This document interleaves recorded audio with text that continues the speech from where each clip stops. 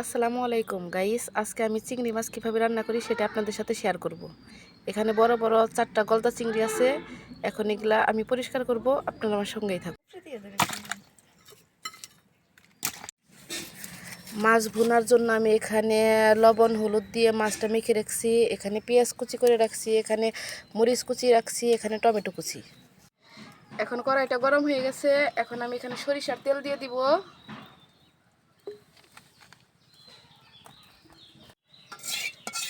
এখানে তেলটা গরম হয়ে গেছে।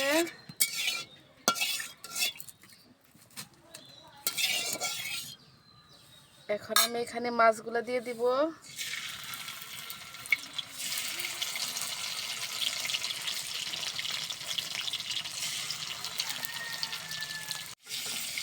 এক পিঠ ভাজা হয়ে গেছে। এখন আমি মাছগুলো উল্টে দিব।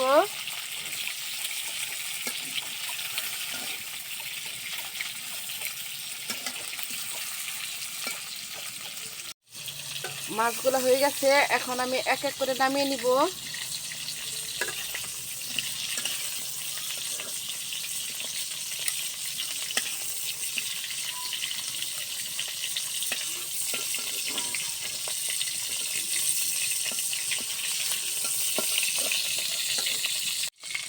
এখন পেঁয়াজ কুচি দিয়ে দিব।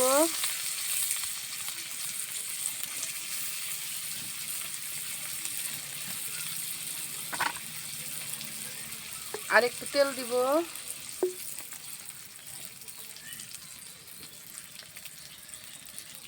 কাঁচামরিচ কুচি দিব। পেঁয়াজগুলো লাল লাল করে ভেজে নিয়েছি। আজকে চিংড়ি মাছ আমি সরিষার তেল দিয়ে রান্না করছি। সরিষার তেলে চিংড়ি মাছ রান্না করলে অনেক মজা হয়। এখন পরিমাণ মতো একটু জল দিয়ে দেব।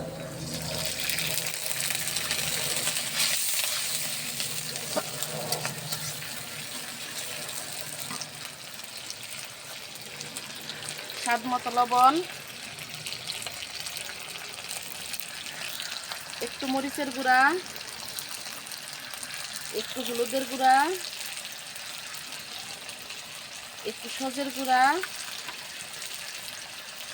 একটু জিরার গুঁড়া। এখন আমি সবগুলো একসাথে মিশিয়ে নেব। ভালো করে মিশানো হয়ে গেছে। এখন আমি একটু সময় কষিয়ে নিব।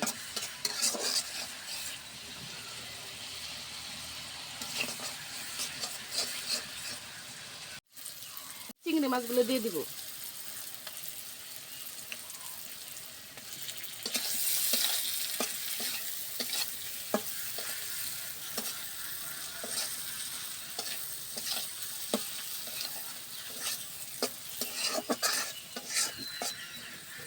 এখন আমার কুচি করা টমেটোগুলো এগুলোর মধ্যে দিয়ে দিব। দিয়ে চিংড়ি মাছ একটু নাড়াচাড়া করে 2 মিনিটের জন্য ঢাকা দিয়ে রাখবো।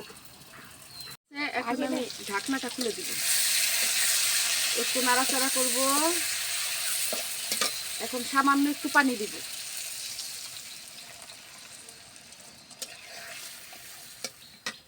আর একটু পানি দিব।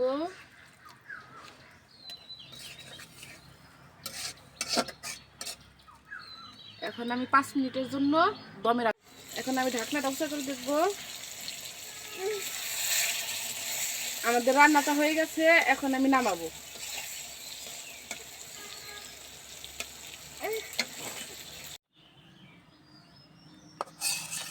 এখন আমি সবগুলো মাছ নামিয়ে রাখবো।